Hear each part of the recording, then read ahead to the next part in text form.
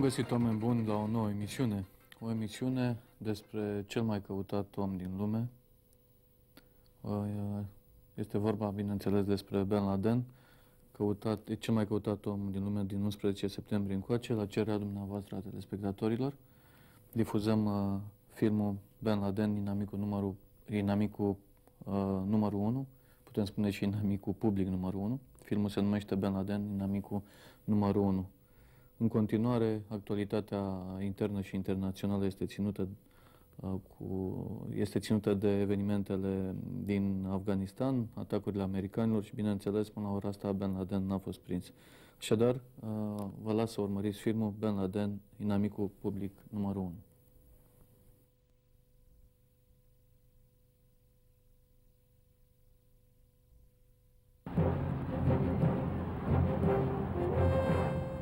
On New Year's Eve, as America celebrated the new millennium, U.S. authorities were breathing a sigh of relief.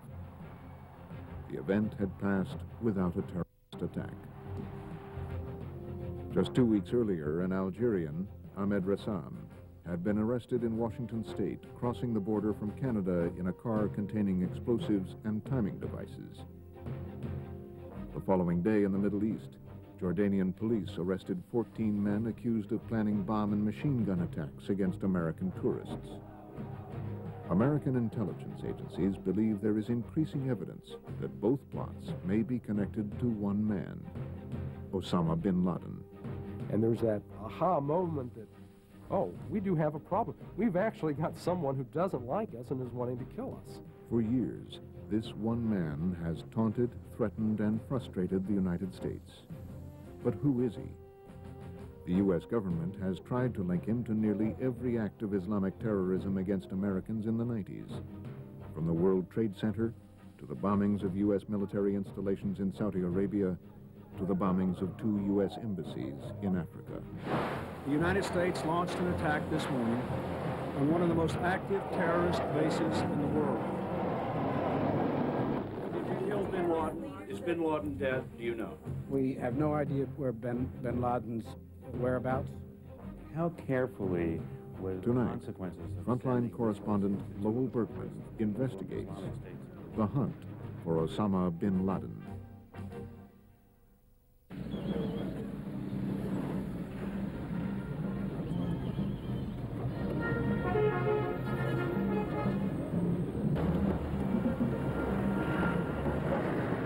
The bombers set off in the morning for downtown Nairobi. Their target, the United States Embassy, was located at one of the busiest intersections in the city. Their truck was carrying 2,000 pounds of TNT.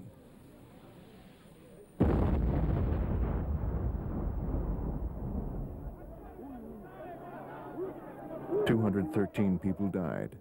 5,000 were wounded."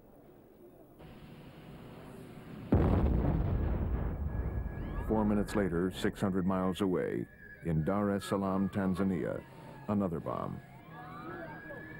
Another 11 people died, another 85 wounded. The question was why, and to what end? U.S. Ambassador to Kenya, Prudence Bushnell.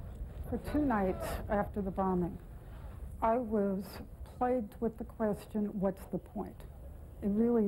What is the point?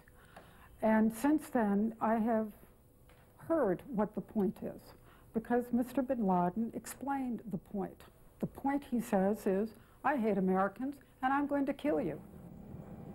If that's the point, it certainly is the wrong point, but it's the point of one man, one renegade, somebody who certainly doesn't have his feet in the kind of reality I deal with every day. Osama bin Laden, the man the U.S. government calls a renegade, is today the most wanted man on earth with a $5 million bounty on his head. But who is this man? Is he just one lone renegade? The American government don't get it. They don't get it. No. Ahmed Sattar is a close associate of Sheikh Omar Abdel Rahman. 5 years ago, the Sheikh was arrested, tried, and convicted for conspiring to blow up the Statue of Liberty, the United Nations headquarters, and the Holland Tunnel. You can kill Osama bin Laden. today or tomorrow, he can arrest him and put him on trial in New York or in Washington or whatever. If this will end the problem, no. Tomorrow you will get somebody else. It's not a secret that the American government, has one enemy, is the Islamic movement all over the world. Whether it's armed struggle or by peaceful means. And you can see it. You can see it from Algeria, you can see it to Afghanistan. The United States is at war? Yes, to a certain extent, yes. With Islam? Yes.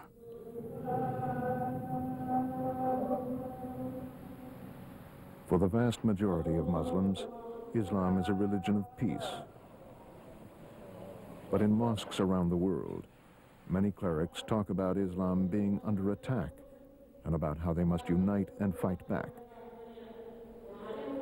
It is what Muslims call jihad, the obligation to defend Islam from any and all enemies.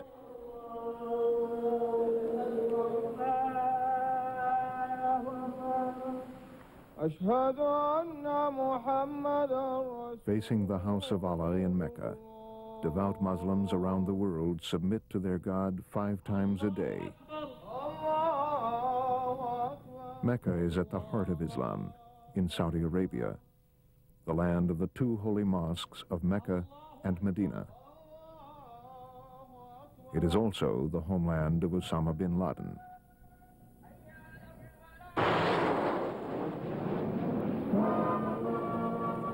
The country is ruled by a monarchy that bin Laden says is a corrupt and repressive puppet of the United States. Frontline wanted to come here to inquire about bin Laden, but reporters with cameras are not welcome, and anyone who speaks out here risks their freedom. So we went to London to talk to exiled Saudi dissidents. London is home to 500,000 Muslims and sanctuary for Islamic dissidents from all over the world. A prominent Saudi physician, Saad al-Faqih, heads the movement for Islamic reform in Arabia. He says he opposes the use of violence, but he knows a lot about bin Laden and his views. He is a product of a new social structure, new social feelings in the Muslim world, where you have strong hostility not only against America, but also against many Arab and Muslim regimes who are allied to America. Who are the bin Ladens? Bin Laden family is very interesting. His father came from a family from Hadramaut, South Yemen, who are famous to be successful merchants and businessmen by talent, probably by their genes as successful businessmen. So successful with the bin Ladens that they amassed a multi-billion-dollar fortune in the construction business. It helped that the father had close ties to the king, who, says al-Faqih, issued a decree that all government contracts had to go to the bin Laden construction company. Osama bin Laden is the 17th son of 52 children, presumed to be heir to a $300 million fortune. But Osama bin Laden wasn't all that interested in money or the family business. Some people have told us that in the 1970s he was lost. He didn't really have a career or a direction until he went to Afghanistan. Exactly. He was a student at the university, and then he was taken by the news of Afghanistan, and he moved there.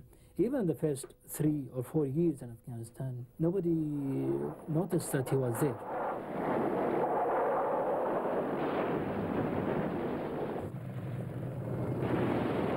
For Muslims, the war in Afghanistan against godless communist Soviet invaders was a religious duty, a holy war, or jihad.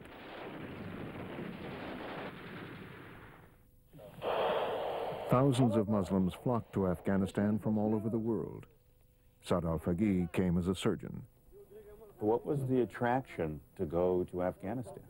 Well, it was a golden opportunity to live the life of jihad, because you cannot practice jihad in Saudi Arabia, you cannot practice jihad in the Gulf, you cannot practice jihad in any other country.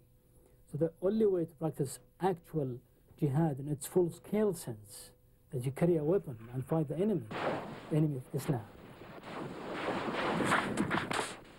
For Americans, the Afghan war was a chance to weaken the Kremlin.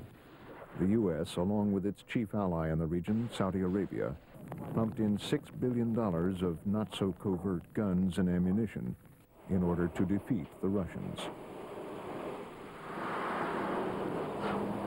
Milt Bearden was the CIA field officer charged with overseeing the agency's operations. How important was the Afghan war as an event for the Arabs and for the United States? It's a very big deal. A small Islamic nation of 15 million people stood up to the Soviet Union with assistance from others and forced that entity called the Soviet Red Army to withdraw. The first of a great moment in a resurgent Islam. This is bin Laden in Afghanistan. At age 22, he came here and used his family name and influence to help raise money for the cause. Bin Laden actually did some very good things. He put a lot of money in a lot of right places in Afghanistan. He never came on the screen of any Americans as either a terrific asset or someone who was anti-American. Bearden was familiar with the Arabs that came to Afghanistan. He says the idea that Osama bin Laden led a force of freedom fighters through bloody and heroic battles with the Soviets is pure myth, as is the idea that bin Laden was a creation of the CIA. You knew of Osama bin Laden at the time was as a fundraiser, not as a fighter? Oh, not as a fighter. There were no Arabs who had what I would call a major role in fighting the war. I think there was one battle in the spring of '87 that bin Laden was engaged in, and that's it. That's not true. He was involved to the bone in fighting in Afghanistan. Al-Faqih and members of the Saudi opposition tell of a different bin Laden. They recount a leader among soldiers. And people who work with him or live with him like him a lot because he's having the two characters for people to be liked. The charisma, the aura in one side, and also the humbleness and being simple and being generous and soft on the other side. People who lived with him very closely, they told me that you are taken by his personality and you are forced to have strong affection towards him and respect. When the Soviets withdrew from Afghanistan in 1989, victory over the Red Army left bin Laden and his followers extremely confident. Well, we can do things.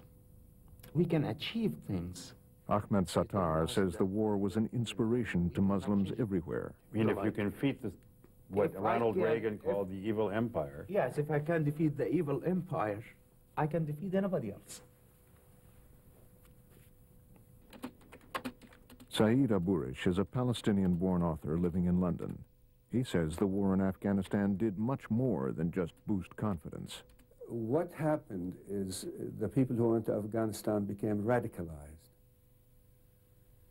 You know, they assumed a political role above and beyond the original purpose of facing the Russians. They wanted to go back home and have a say about how things were being done in their own countries. And that is really what happened to Osama bin Laden. Bin Laden returned to Saudi Arabia, and the story goes, he had a dream. When he came back to Saudi Arabia in 1989, he had a prophecy that Saddam is going to invade Kuwait and Saudi Arabia. And he made this public, not only through secret, confidential letters to the king, but he was talking about it in the mosques. And then his prophecy was correct.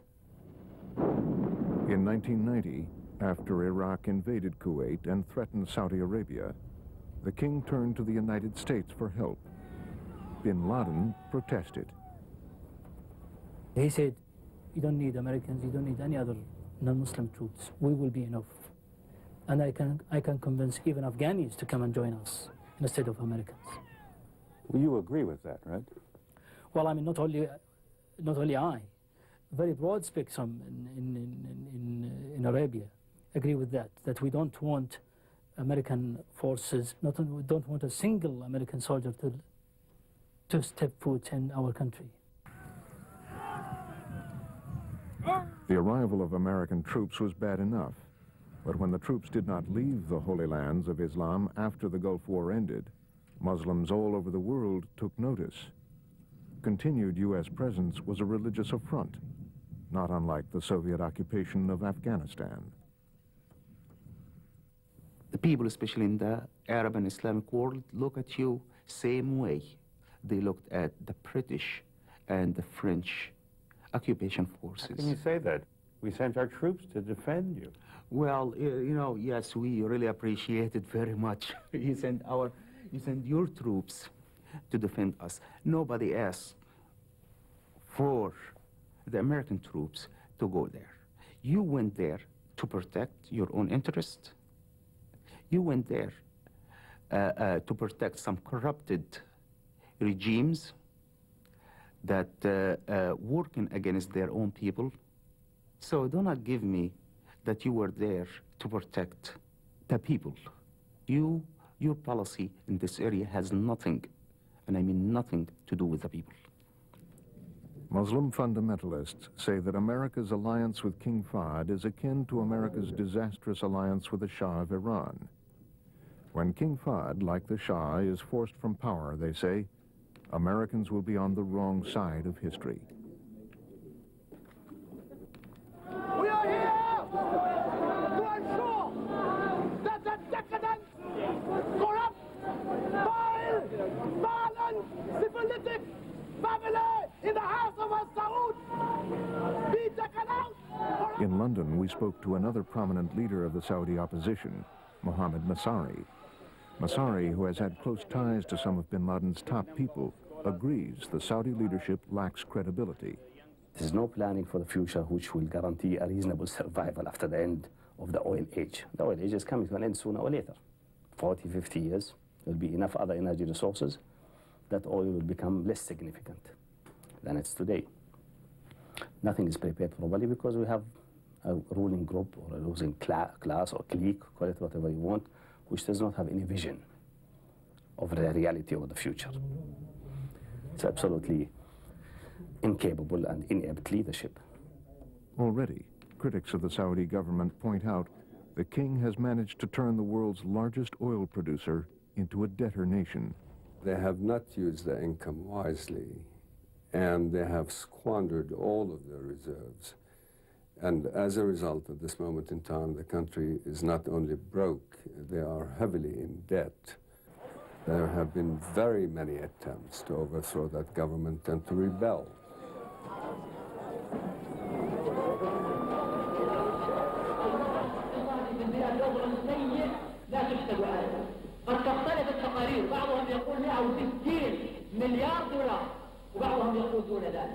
This tape of a Saudi opposition leader speaking to a crowd of supporters was smuggled out of Saudi Arabia by Saudi activists.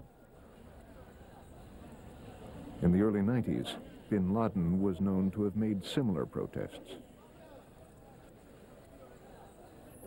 Osama bin Laden is the product of these movements. And Osama bin Laden is much more interesting than most of them because Osama bin Laden belongs to a family which is part of the establishment, the ruling establishment of Saudi Arabia. And therefore it is an indication of how bad things have got when a member of the establishment becomes a radical Islamist against the regime. Osama bin Laden's first demand is that the American troops in Saudi Arabia should leave the holy soil of Islam. For his open opposition to the government, bin Laden had his passport taken away. But dissent inside the royal family over the direction of the kingdom was creating a base of influential support for Saudi dissidents.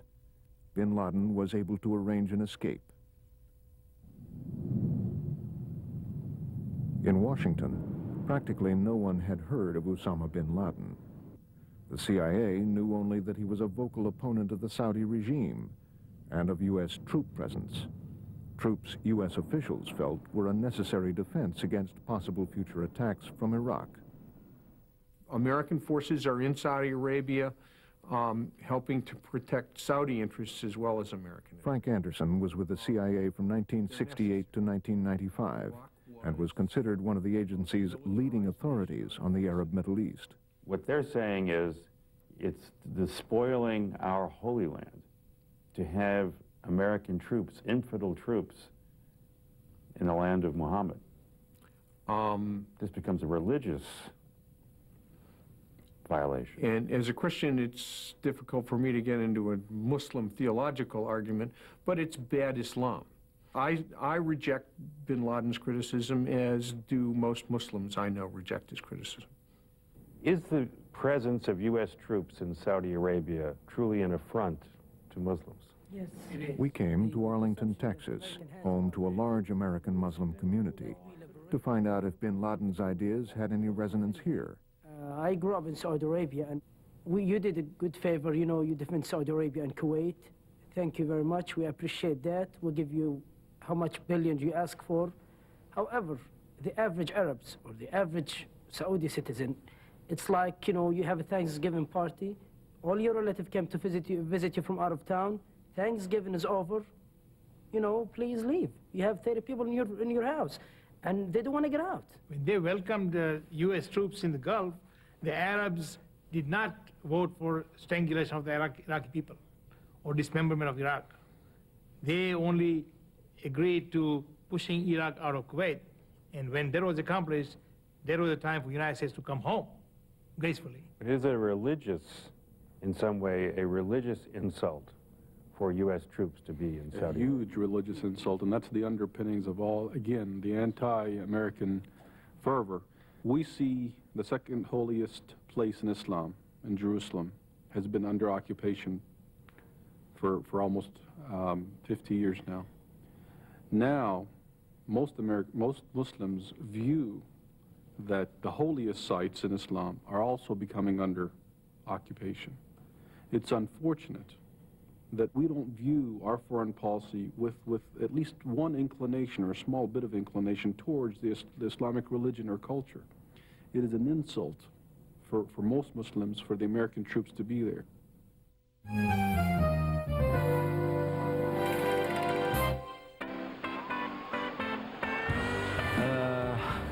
Cred că ai ceva ce al meu. Nu mai aveam haine curate după drum și ale tale miros atât de bine.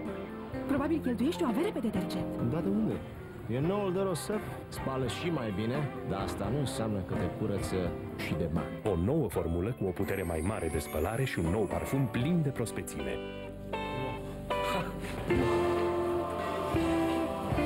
Dero Surf. Spală mai bine, împrospătează mai tare. Și tu ai astfel de probleme? Acum ai inovația Timotei cu plante sălbatice. Salvie purificatoare, rozmarin tonifiant. Rezultatul? Un păr mai strălucitor, plin de vitalitate. Noua gamă Timotei cu formulă extra eficientă. Descoperă puterea naturii. Apasă pe accelerație. Ești la un pas de mașina visurilor tale. Citroen Xara Picasso. Super mașina care ia ochii tuturor. Demarează în trombă. Vino să ții premiul de la Jurnalul Național. În luna octombrie, un Citroen Xara Picasso te așteaptă la scară. Vrei să fii al tău? E foarte simplu. Citește Jurnalul Național. În luna octombrie, iei Jurnalul Național și câștigi o mașină trăsnet. Citroen Xara Picasso. Detalii în ziar. O recunoști dintr-un miliard. E sticla ta de Golden Brown. Ia-o, bea-o și dezlipește eticheta. Poți câștiga unul dintre cele 3 miliarde sau una dintre cele 1 milion de beri gratis.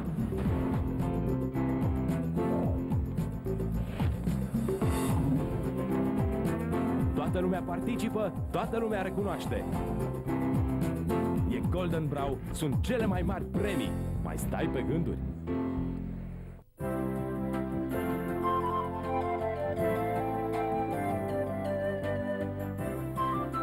Cine îți face o surpriză plăcută în fiecare zi? Hochland, bineînțeles! Din cel mai bun lapte și numai cu ingrediente naturale, triunghiurile de brânză Hochland sunt mereu pe gustul tău, fie că le mănânci pe pâine sau pur și simplu. Cu Hochland nu regreți decât că ai doar 10 degete. Hochland, ispita gustului. Ai visat vreodată să ai așa ceva? Linii elegante, consum redus de energie, 1600 de rotații. Le poți avea pe toate în bucătăria ta. Noile modele Goreni, cu un design semnat Pininfarina. Ce faci? Te plictisești? Îmi fac temele. Vino să te distrezi și să dansezi cu noi! Unde să ne distrăm? La petrecerea Mios, să ne jucăm împreună! Da? Cu ce ne jucăm? Ne dăm cu trotineta, ne jucăm cu mingea! Câștigă unul din cele 13.000 de premii! Adună cartonașele din fiecare pungă! Mios! Marea ronțăială! Surprizele cele mai plăcute vin când nu te aștepți, pentru că noul organic sare acum un preț excelent, de numai 49.900 de lei. Un adevărat răsfăț.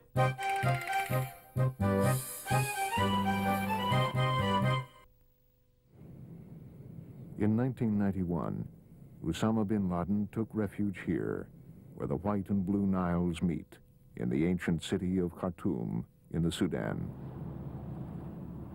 Across the Red Sea from Saudi Arabia, the Sudan is one of the poorest countries in the world. But in 1989, radical Muslims backed by the Sudanese army formed a government dedicated to transforming the country into an Islamic utopia. In the early 90s, the Sudan was attracting Muslims from all over the world, including many of the newly radicalized veterans of the Afghan War. President Bashir remembers bin Laden. Yes, I met him in Khartoum after he came here. What kind of person is he? He's a very normal person who's very religious. He believes in Islam and, where possible, the establishment of an Islamic state. The time that he spent in Afghanistan led him to believe that this might be achieved through military means. In the Sudan, bin Laden set up a host of businesses, among them a tannery, 2 large farms, and a major road construction company. And he reportedly paid for 480 Afghan vets to come work with him. The Sudan liked this wealthy Saudi, who was enthusiastic about investing in their fledgling Islamic State. When bin Laden finished a major road construction project, President al-Bashir treated him like a national hero. But the FBI and the CIA were wary. They had pegged the Sudan as a haven for Islamic terrorists, and the CIA was picking up some evidence, although inconclusive, that bin Laden was now sending money to Islamic militants around the world. The intelligence that was being created pointed increasingly to him as someone that had to be dealt with. Larry Johnson, a former CIA officer, was deputy director of the State Department's Office of Counterterrorism from 1989 to 1993. But we shouldn't take as credible their claim that when they had Osama in Khartoum, he was basically building roads. And no, absolutely not. I think that's, that's ridiculous. Because the fact of the matter is, if he's absolutely up to, charitable works and constructive public projects, he wouldn't have been an issue. Then came a seismic event, the World Trade Center bombing. This was the first act of Islamic terrorism on U.S. soil.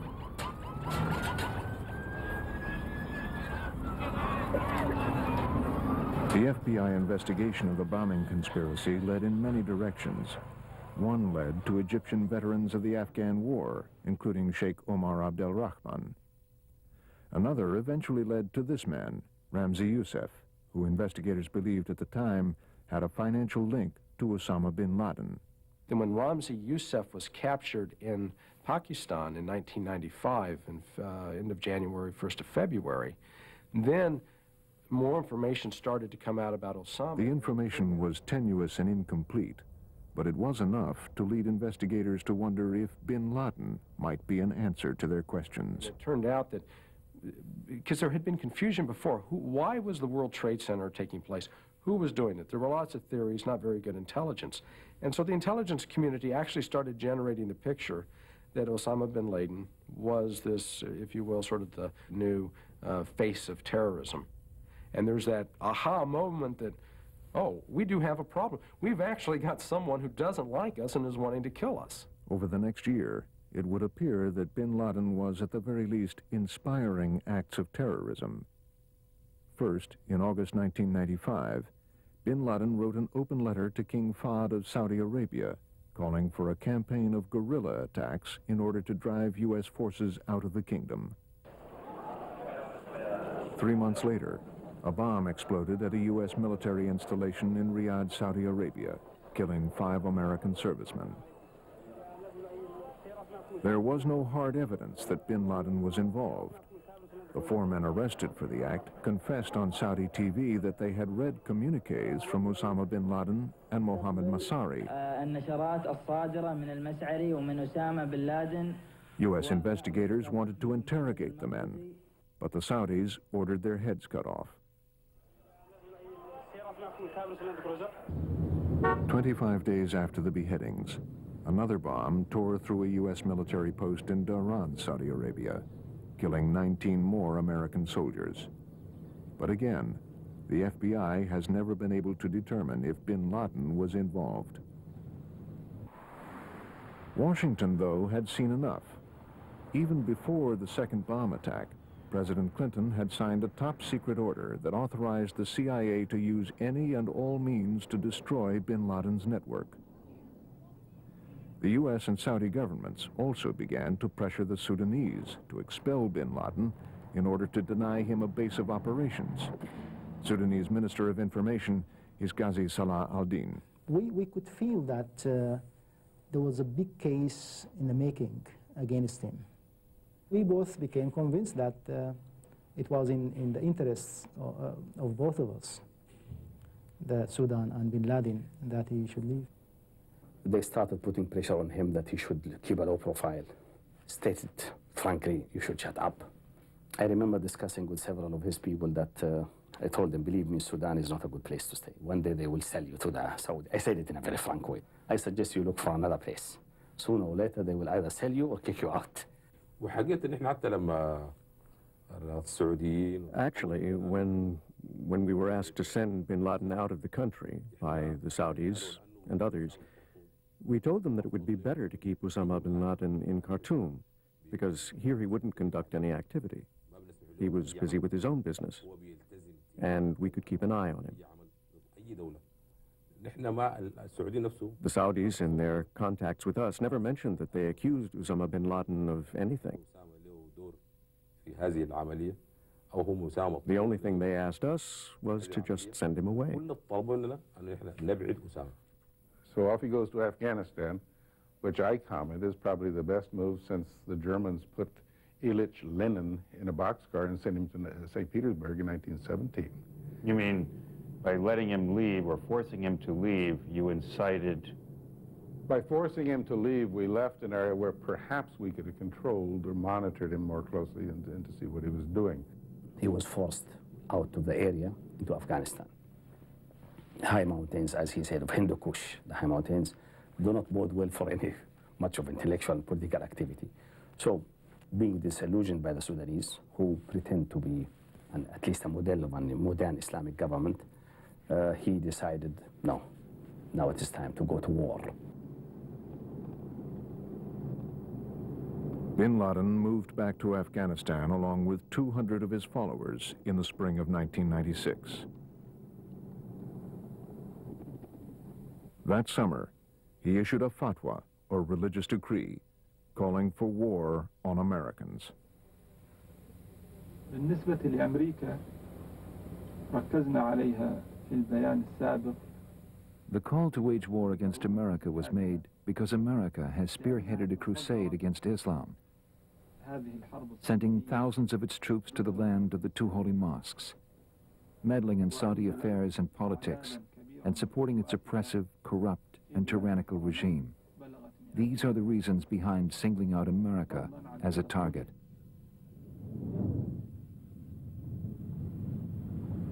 In Washington, the CIA and FBI had joined forces and established a special bin Laden room at CIA headquarters, where agents were working full-time, tracking bin Laden's money and whereabouts.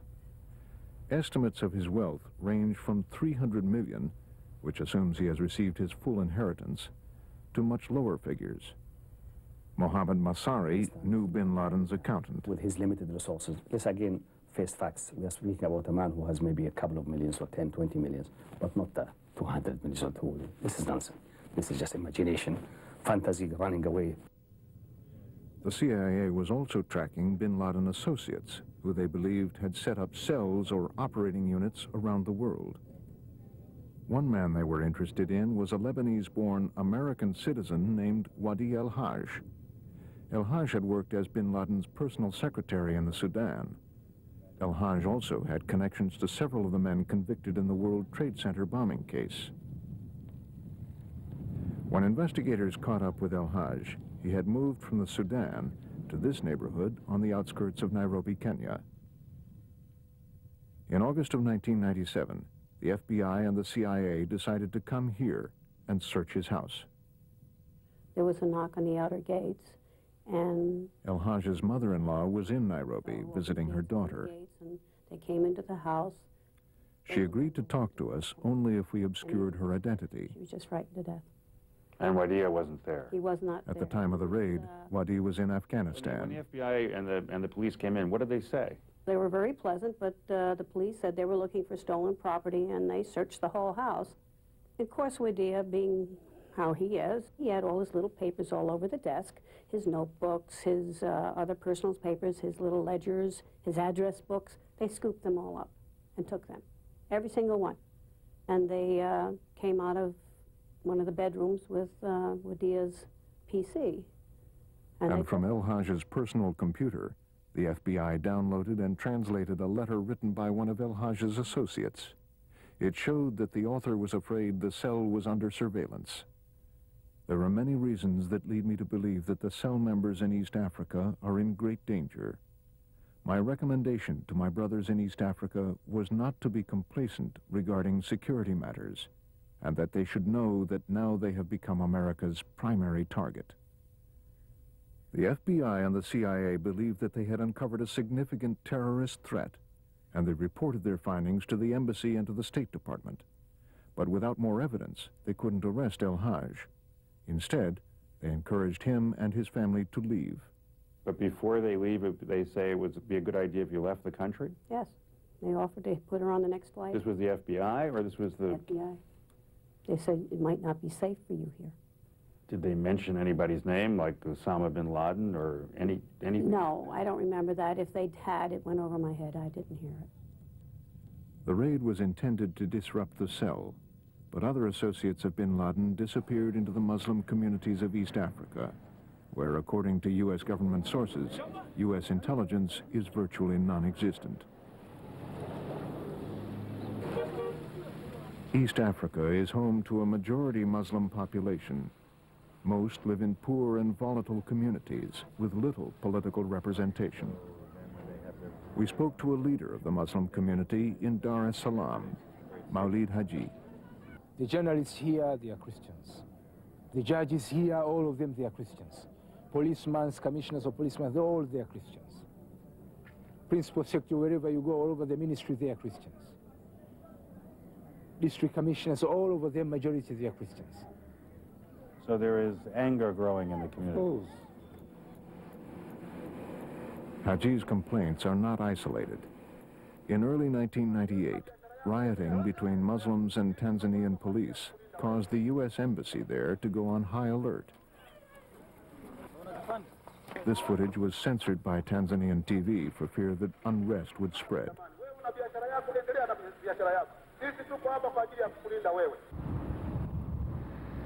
To the north in Nairobi, Kenya, U.S. Ambassador Prudence Bushnell was complaining to the State Department about local unrest there, and that her embassy was vulnerable because of its location in a crowded downtown area. For many reasons, I was uncomfortable with the location of the building. 97 was a year of great political unrest in Kenya, and we had tear gas seeping through the embassy walls. The security issues included the possibility of terrorist attack. The possibility of a terrorist attack was very real in Nairobi. In the fall of 1997, in addition to the discovery of the bin Laden cell. This man, Mustafa Ahmed, said he knew of a plot to detonate a truck bomb in the basement of the embassy building.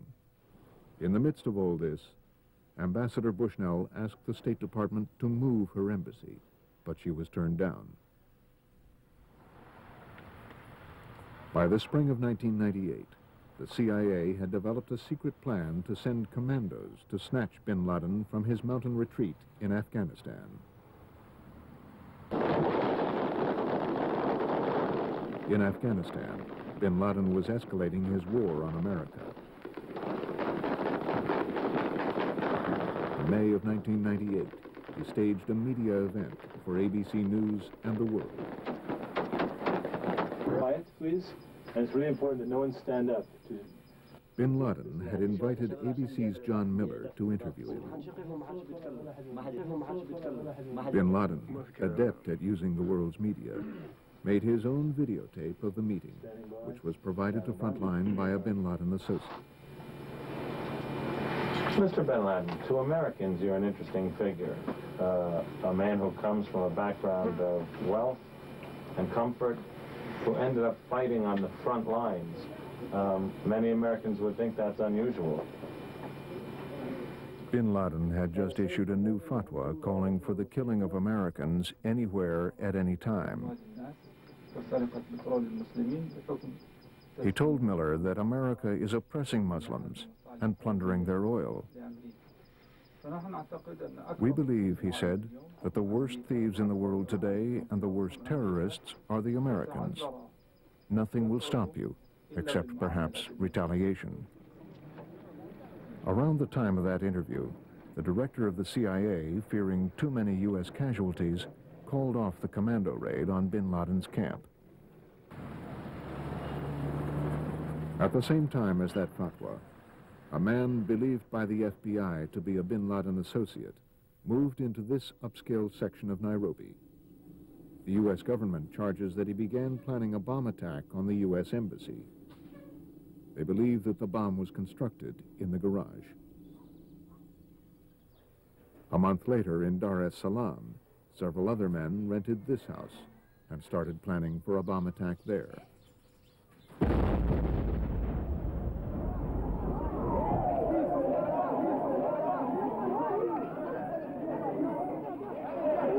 The bombs went off exactly 8 years to the day after U.S. troops were ordered into Saudi Arabia.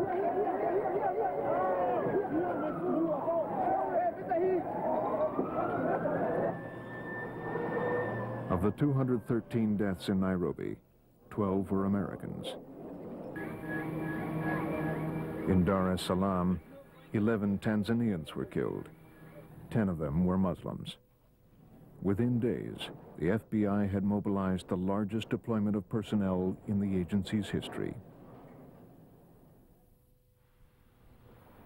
In Washington, the question was how to respond. Because of some early breaks in the case, 2 men were arrested for the bombing almost immediately. Wadi al-Hajj was arrested a month later for lying to the FBI. But while CIA and FBI agents poured through intelligence reports, at least 8 key suspects, including bin Laden and Harun Fazul, remained at large. And this secret FBI Justice Department document, obtained by Frontline, reveals that there are 2 other men sought by the U.S. who have not yet been publicly identified. One man is cited as a possible tactical mastermind. With almost all of the suspects still at large, top administration officials were formulating another plan. Over a period of 1 week after the bombings, a small group of U.S. officials met at the old executive office building. The President's National Security Advisor, Sandy Berger, and his aide, Dick Clark, argued that relying on law enforcement to track down the bombers and bring them to trial would not be enough. They pushed for a military response. The Justice Department asked them to delay their decision until they had more information. But the President's men prevailed.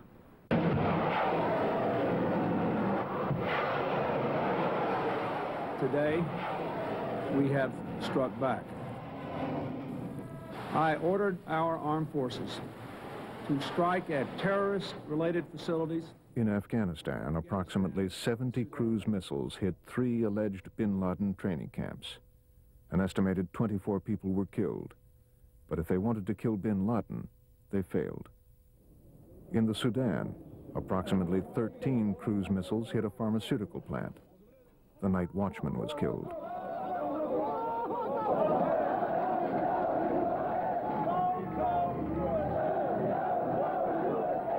In the streets of Khartoum, President al-Bashir led an anti-U.S. march.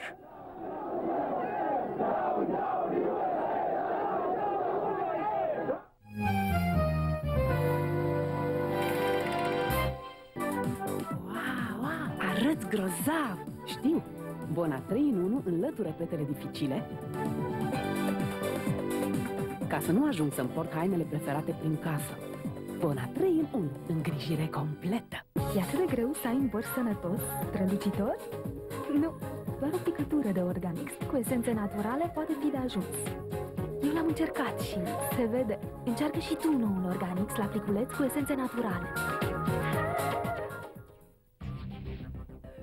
Apasă pe accelerație. Ești la un pas de mașina visurilor tale. Citroen Xara Picasso. Super mașina care ia ochii tuturor. Demarează în trombă. Vino să ții premiul de la Jurnalul Național. În luna octombrie, un Citroen Xara Picasso te așteaptă la scară. Vrei să fii al tău? E foarte simplu. Citește Jurnalul Național. În luna octombrie, iei Jurnalul Național și câștigi o mașină trăsnet. Citroen Xara Picasso. Detalii în ziar. Ce bun e Activia cu musli. Da, în plus musli ajută și mai mult la... La ce? La... E foarte bun. Conținutul de musli în noul Activia intensifică acțiunea fermentului unic Bifidus essensis. Astfel, Activia ajută și mai mult la purificarea organismului. Activia cu musli de la Danone. Activ în interior se vede la exterior. Dacă în fiecare dintre noi trăiește încă un copil, atunci lumea noastră e o lume a copiilor. Lasă-te purtat de farmecul și visele copilăriei. Savurează gustul celor mai dragi amintiri. Dă copilului din tine cei mai buni.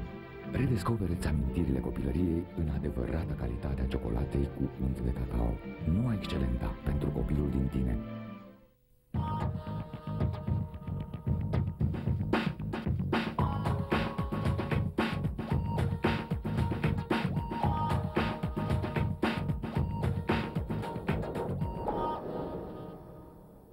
Noi nu mai folosim pastă de dinți.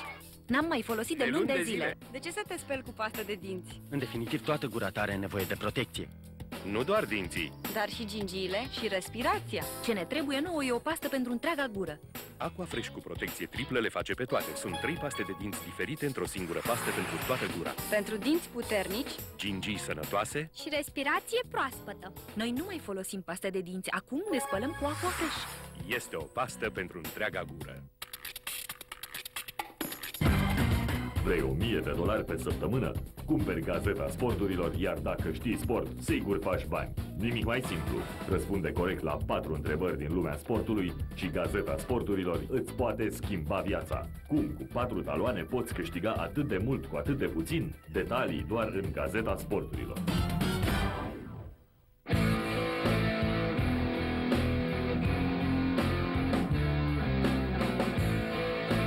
Dacă vrei să fii un învingător, ai nevoie de o îngrijire specială. Noul Nivea for Men Aftershave Balsam pentru o piele irezistibil de fină. Nivea for Men, îngrijirea de care au nevoie bărbații.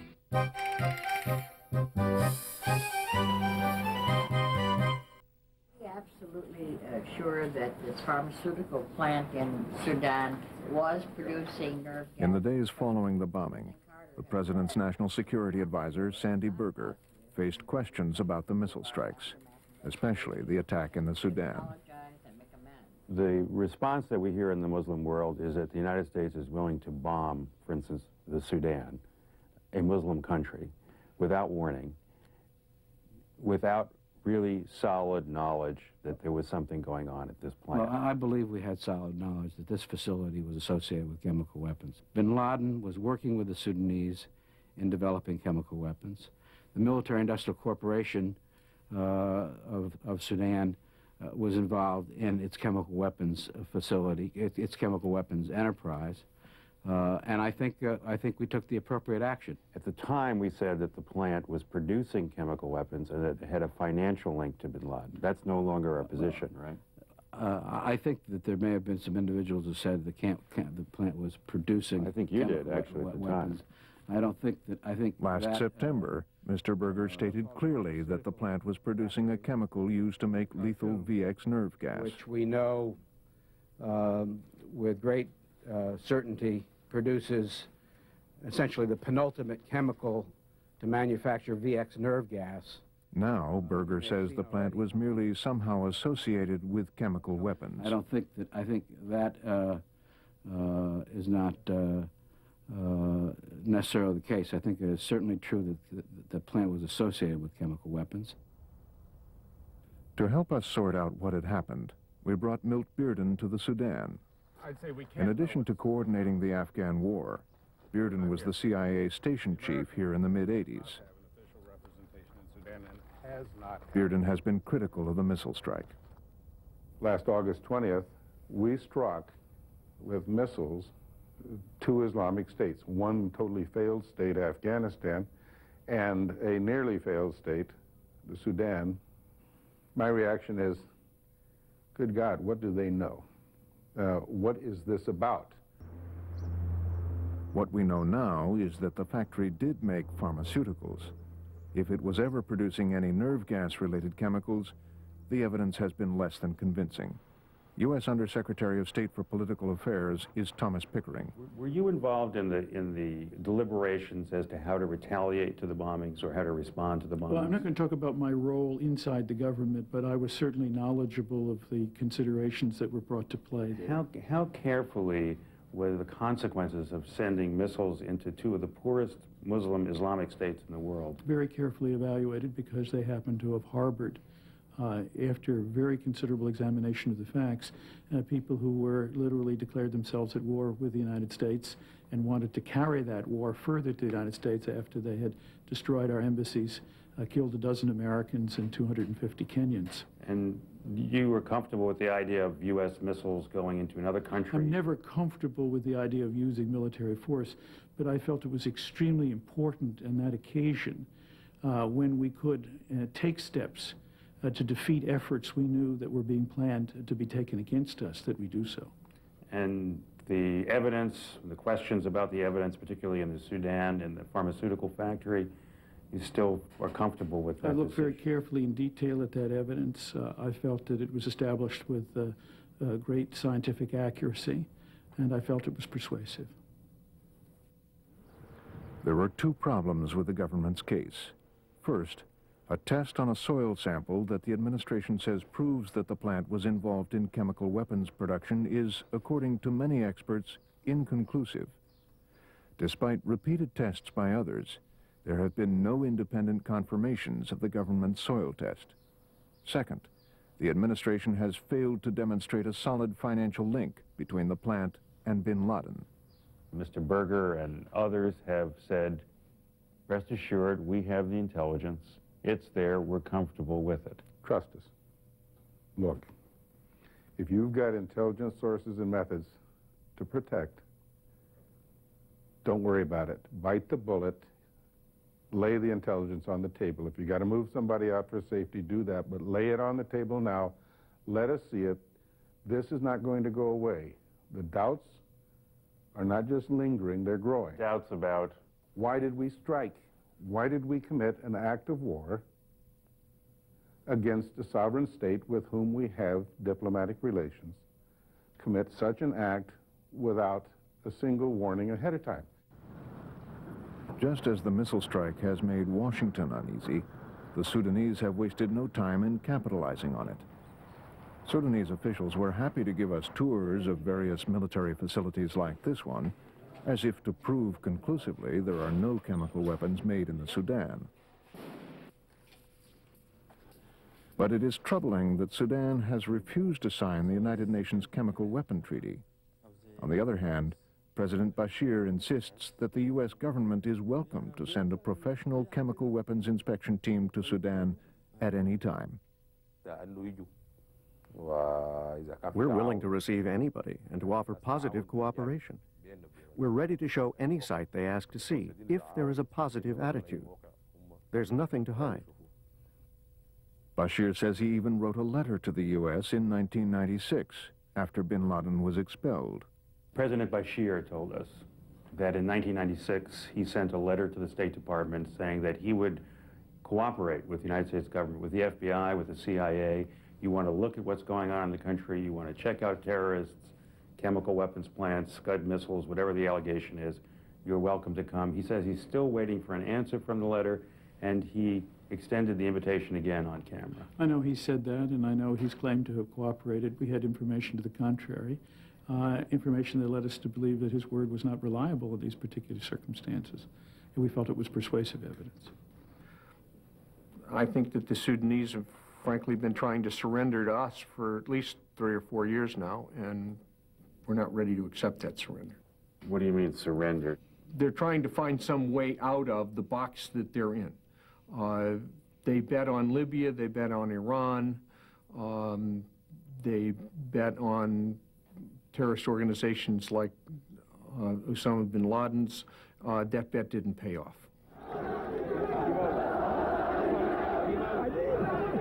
After the missile strikes, anger spread from the Sudan to countries across the Muslim world.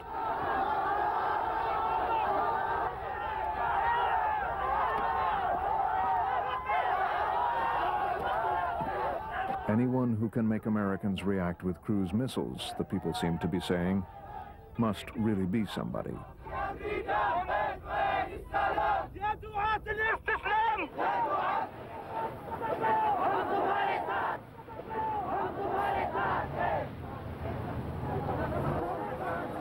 In Mombasa, the heart of Kenya's Muslim community, we spoke to Chairman of the Council of Imams in Kenya, Sheikh Ali Sheikh. What is Osama bin Laden's image in the Islamic community here? He's a hero. A hero. His friends have blown up 2 embassies. He has declared war on America, and people in East Africa think he's a hero? Not in East Africa, everywhere. We take him as a hero for Islam because he has declared his loyalty to Islam. You see? But he's not a terrorist at all. He's defending Islam. When the issue of aggression comes to Islam, then he stands to defend Islam. When he stands to defend Islam, then he called terrorist. Today, Osama bin Laden is hiding somewhere in the mountains of Afghanistan. According to the latest intelligence reports, he is increasingly isolated and possibly gravely ill. The Saudi government has attempted to negotiate his surrender, as has the U.S. But it is not likely that the Taliban rulers of Afghanistan will give him up. Such a move would be perceived as a betrayal. And his capture may only create more trouble. In recent months, with bin Laden isolated and out of touch, U.S. government officials report a large increase in the number of serious terrorist threats against U.S. installations worldwide. It would be the gravest error on the part of the United States to somehow capture bin Laden, bring him here, convict him, and either send him to jail or hang him. It's not Panchovia, but if you continue with your intent of capturing him, then you will make a folk hero out of him, and then the radicals will further rally behind an individual like him. As a physician, I would say you have to understand the problem before you can either treat it or cure it. And the reality is 1/3 of this world's population, or close to it, is Muslims. So unless the West makes an effort to educate itself, understand the good, bad, all the problems that are associated with that way of life and that belief system, none of these problems are going to go away, and we are not going to be able to deal with it sensibly or in a humanitarian fashion. We did hear that you were the real thing. This is the government of the United States. Mm-hmm. They said that you would speak to us with 2 faces. To who? To the us. media? Okay. articulate, intelligent, peaceful, but that beneath that there's another face, okay, which is willing to commit acts of violence or promote them. Okay. But you would never show that to us. The American or the intelligence community can think whatever they want. Do I believe in self-defense? Yes, I do. Do I promote self-defense? Yes, I do. It's part of my belief, part of my religion.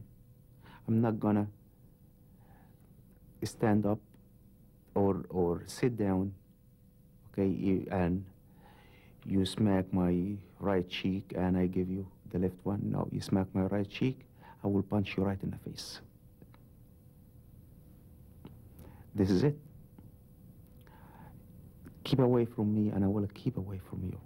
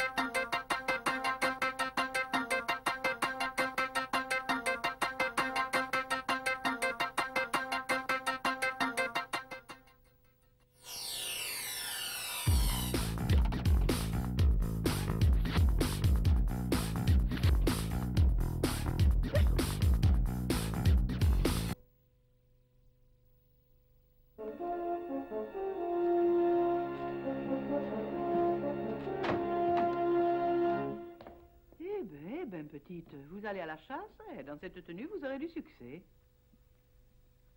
C'est à cause de ça. Vous savez, nous, on ne se mêle jamais des histoires des autres, mais pour des morts, vous vous portez plutôt bien. Vous voulez bien me rendre service? Je viens déjà de vous en rendre un. Vous cachez les journaux et vous ne dites rien. Entre femmes, on ne peut pas s'escagasser. Ces messieurs s'en chargent assez. Merci.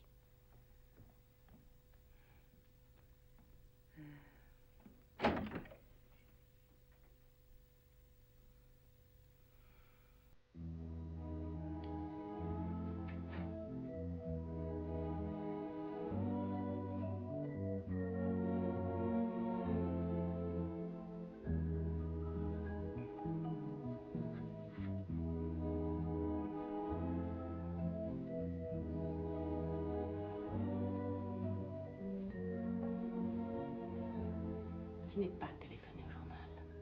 Vous ne devinez pas pourquoi. Je sais pas, la vieille était en dérange-vous? J'ai eu peur qu'il me demande de rentrer. Nous soyons obligés de partir.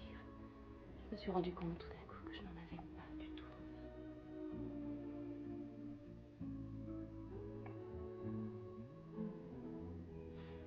Attention le café! Je m'en fous. Les couvertures! Je m'en fous. Buvez d'abord. Et ensuite? Buvez.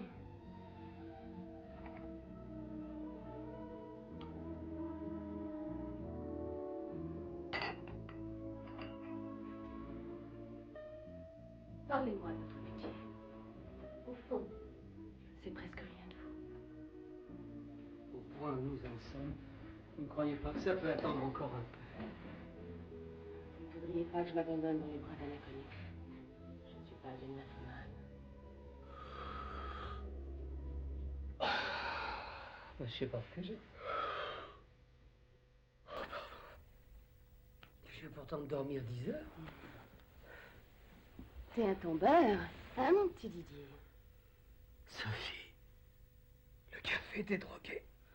On a osé faire ça, mon petit Didier? Attention. Danger, Sophie. Tu dors Viens, mon amour joli. Tu fais pas semblant. Hein?